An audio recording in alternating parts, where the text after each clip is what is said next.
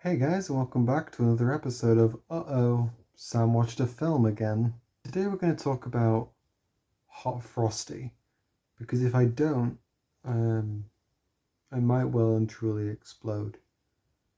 Also, I'll be spoiling it at times, so spoilers for Hot Frosty. First of all, that title is gross. But then again, what's the alternative? Sexy Snowman?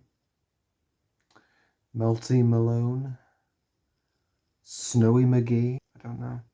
This is a film about a woman who works at a nice little diner and wants nothing more than to just live her life after losing her husband to cancer.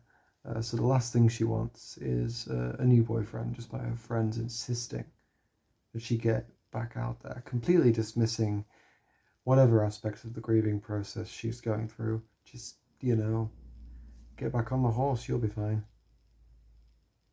That'll help. The first thing of note is that this stars sitcom alumni Joe Latrulio and Craig Robinson. Two of my favourites, Craig Robinson and Joe are both from Brooklyn Nine-Nine, and they play a ragtag pair of cops here. Craig Robinson's very stern and he enforces the law with an iron fist, whilst Joe Latrulio is kind of he gets silly with it. He teaches the snowman how to dance, and he's very goofy. It's an interesting dynamic. I just want more of it. I could watch 7 of these movies. Only if they were in it, because I love them. Not that everyone else in the film's bad. So our main character is gifted a scarf by an older couple who are almost parental to her, and of course, as you often do, she dumps it on a really buff human snow sculpture.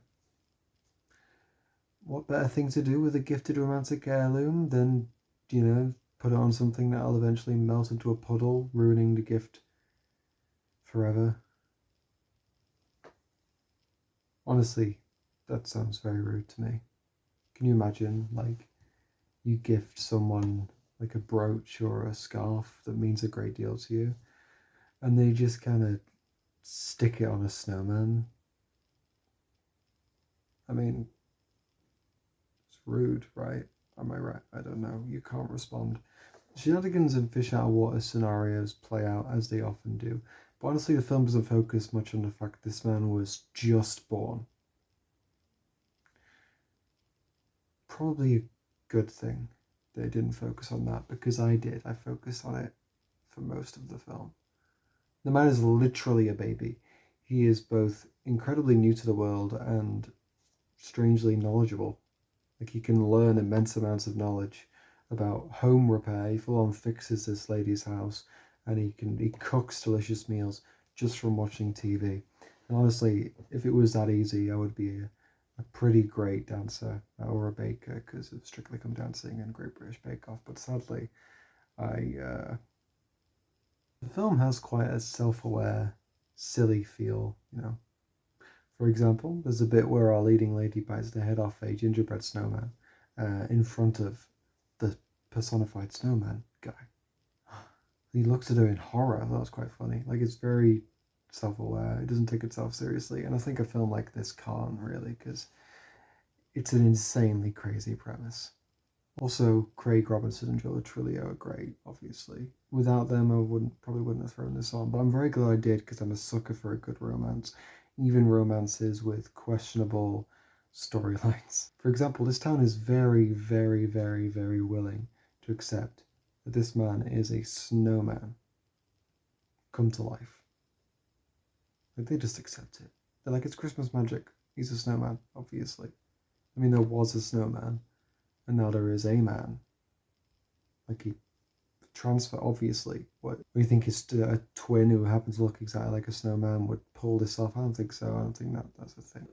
This, of course, his shenanigans, chugging ice, being cold to the touch, melting in heat, stuff like that, leads to Kathy falling in love with him, because of course it does, why wouldn't it?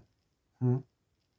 I'm actually asking you, but how crazy would it be if the film had like the Snowman's ending, where Lacey Chabert finds Dustin Milligan just melted in a puddle with the scarf, and she rebuilds him every Christmas to be with her new love again? That would obviously be a far bleaker ending, seeing as the film's secret theme seems to be reliving past trauma of losing a loved one by filling that void with a snowman who obviously will melt, leaving you again. But as he says, he wants to soak up whatever time he has left with her, much like I'm sure her husband did whilst he suffered through cancer. You know, it's all about savoring every moment with those you love, especially in the worst of times. Quite a poignant message and subtext in the film where a few hours old human learns how to be a cook and a handyman by simply watching TV. Stranger things have happened. I'd love to see a drama version of the same concept. I know him melting at the end would bring Lacey's character Kathy's trauma back to haunt us, so actually, no, I like the film's ending better. Plus he becomes a normal human in the end, which also raises a lot of questions, but we will save it for the sequel, Hotter and Frostier. I recommend Hot Frosty. You know, it's Christmas cheese with a solid cast, and the script doesn't take itself too seriously. It raises many uncomfortable questions, like how a major plot of the film is him being arrested for streaking, and I can only assume that this sculptured man, has a fully realistic snow version. I can only assume. So I need to know for research. I thought it was funny how accepting the town was over Christmas magic simply existing and a living snowman being part of the course. You know, I loved the dynamic between the cops, and then being sitcom favourites definitely helped. This is a charming, insanely silly Christmas movie that doesn't take itself too seriously. And it really embraces the Christmas spirit if you don't think about it too much.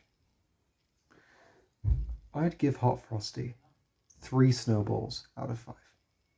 Get yourself a hot chocolate, invite the idea of asking yourself a lot of retroactive questions, and enjoy. Also, there is an ice sculpture festival somewhere in the world, I'm sure. Not here, but somewhere. So I'm going to go find one for research purposes. I just need to know if they actually do. Like, would he have been a Ken doll down there? Because he's like really athletically built, really strong built guy, lots of muscles, ripped, crazy ripped guy, just incredibly super attractive man, just beautiful man. Just I need to know what the situation is, because I have no idea what I'm supposed to be picturing. Also, this film did bring back blooper reels.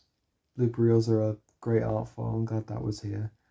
But I must say, this film would have earned at least 5 stars if he had just melted into a skin and bone puddle at the end, just blood and flesh just melted, and everyone's screaming. And I watch too many horror films. It's a nice little romance where a woman, an adult woman, falls in love with a couple hours old guy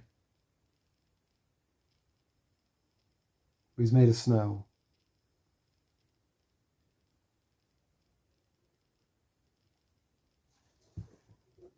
I'm just going to look up how old snow is.